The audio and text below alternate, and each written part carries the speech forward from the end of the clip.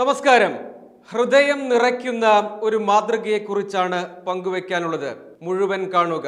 അസാധാരണമായ ഒരു രാഷ്ട്രീയ മാതൃകയെക്കുറിച്ച് പറയുകയാണ് ലക്ഷ്യം. നമ്മുടെ നാട്ടിൽ രാഷ്ട്രീയ തർക്കങ്ങൾ, സംഘർഷങ്ങൾ, അതിൻ്റെ പേരിൽ നാടിൻ്റെ നന്മയും വികസനവും ഒക്കെ പലപ്പോഴും തടസ്സപ്പെടുന്നത് കണ്ടിട്ടുണ്ട്.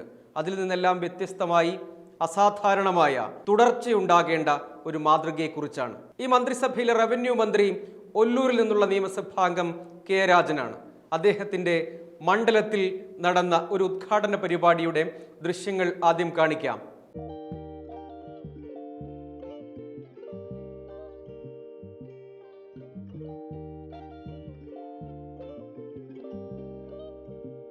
ആ ദൃശ്യത്തിൽ CPIയുടെ മന്ത്രിയായ കെ രാജൻ ഒരു വ്യക്തിയെ ആദരിക്കുന്നുണ്ട്.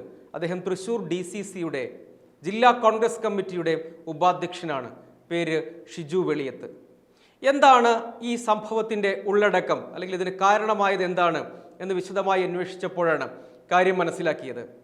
DCCയുടെ ഉപാധ്യക്ഷനായ ഷിജു വെളിയത്ത് സൗജന്യമായി സംഭാവന നൽകിയ 4 സെന്റ് ഭൂമിയിൽ മന്ത്രി കെ രാജൻ അദ്ദേഹത്തിൻ്റെ MLAയുടെ ആസ്തി വികസന ഫണ്ടിൽ നിന്ന് 25 ലക്ഷം രൂപ ചിലവഴിച്ച് നടത്തറ പഞ്ചായത്തിൽ, അവിടെ വാടക കെട്ടിടത്തിൽ പ്രവർത്തിക്കുകയായിരുന്നു അംഗൻവാടി. ആ അംഗനവാടിയുടെ നവീകരണത്തിന്, അല്ലെങ്കിൽ പുതിയൊരു കെട്ടിടം സ്ഥാപിക്കണം, അവിടെയുള്ള വിദ്യാർത്ഥികൾക്കെല്ലാം ആശ്രയമാകാൻ കഴിയുന്ന ഒന്ന്. അങ്ങനെ 4 സെന്റ് ഭൂമി, സ്വന്തം ഉടമസ്ഥതയിലുള്ള 4 സെന്റ് ഭൂമി സൗജന്യമായി ഷിജു വെളിയത്ത് വിട്ടു നൽകുകയാണ്. MLA ആസ്തി വികസന ഫണ്ടിൽ നിന്ന് തുക അനുവദിച്ചു. ആ കെട്ടിടം തുറന്നു നൽകി. ഇന്നു മുതൽ ആ വിദ്യാഭ്യാസ സ്ഥാപനം പ്രവർത്തിച്ചു തുടങ്ങും എന്നതാണ് സവിശേഷമായ കാര്യം. അങ്ങനെ സൗജന്യം, അതിൽ രാഷ്ട്രീയ ഭിന്നതകളൊന്നും ഒരു ഘടകമേ ആയതില്ല എന്നതാണ് കാണേണ്ട ഒരു കാര്യം. ഇത്തരം മാതൃകയാണ് നമ്മുടെ നാടിന് ആവശ്യം. ഷിജു വെളിയത്ത് ഉത്തരവാദിത്തപ്പെട്ട ഒരു രാഷ്ട്രീയ ചുമതല വഹിക്കുന്ന ആളാണ്. ഒപ്പം അദ്ദേഹം ഒരു സംരംഭകൻ കൂടിയാണ്. അവിടെ ഇങ്ങനെ ഒരു അംഗൻവാടി വളരെ മെച്ചപ്പെട്ട സൗകര്യങ്ങളോടുകൂടി, മികച്ച അടിസ്ഥാന സൗകര്യങ്ങളോടുകൂടി ഒരുക്കാൻ സ്ഥലം വേണം. ഇന്ന് ലക്ഷങ്ങൾ വിലമതിക്കുന്ന സ്ഥലമാണ് ഇതെല്ലാം എന്ന് നമുക്ക് പ്രത്യേകിച്ച് പറയാതെ തന്നെ അറിയാം. 4 സെന്റ് ഭൂമി, കൊള്ളാവുന്ന റോഡ് ആക്സസും, അതോടൊപ്പം തന്നെ അതൊരു നടത്തറ പഞ്ചായത്തിലെ കൂട്ടാല എന്ന് പറയുന്ന സ്ഥലത്താണ് 157 നമ്പർ അങ്കണവാടി. അങ്ങനെ ഒരു സ്ഥലം വിട്ടുകൊടുക്കുക എന്നത് അത്ര എളുപ്പമല്ല. അതിരിൽ സ്ഥാപിച്ചിരിക്കുന്ന ഒരു കല്ലിൻ്റെ പേരിലോ അതുവഴി അതൊരല്പം മാറിയെന്നോ 1 ഇഞ്ചിൻ്റെയൊക്കെയോ പേരിൽ കൊലപാതകങ്ങൾ വരെ നടക്കുന്ന നാടാണ് നമ്മുടെ. അതിർത്തി തർക്കത്തിൻ്റെ പേരിൽ എത്ര സംഘർഷങ്ങൾ, എത്ര ചോര വീണിരിക്കുന്നു.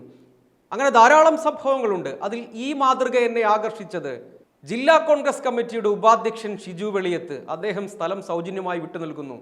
അവിടെ MLA മന്ത്രി കൂടിയായ കെ രാജൻ അദ്ദേഹത്തിൻ്റെ ആസ്തി വികസന ഫണ്ടിൽ നിന്ന് തുക ചെലവഴിച്ച് അവിടെ ഒരു അംഗനവാടി ഒരുക്കുന്നു.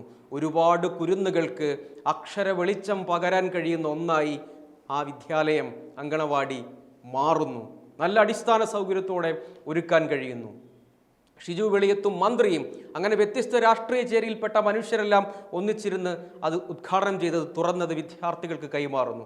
എത്ര മനോഹരമായ ഒരാശയമാണ് അതിൻ്റെ പ്രായോഗിക തലത്തിൽ നടപ്പായത് എന്നാലോചിക്കുമ്പോൾ വല്ലാത്ത സന്തോഷം. അതുകൊണ്ടാണ് ഹൃദയം നിറഞ്ഞ ഒന്നാണ് ഇതെന്ന് ഞാൻ പറയുന്നത്. അതിൽ എന്നെ ആകർഷിച്ചത്, ഞാനിതിൻ്റെ ദൃശ്യങ്ങൾ പരിശോധിക്കുകയായിരുന്നു.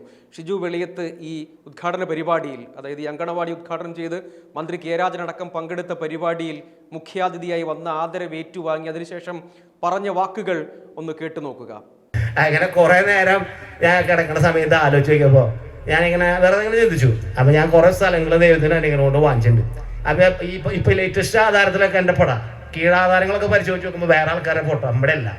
അപ്പം ഞാൻ ആലോചിച്ച് നോക്കിയപ്പോൾ ദൈവം, ഇത് കുറേ കഴിയുമ്പോൾ ഞാൻ ചത്തുപോകും.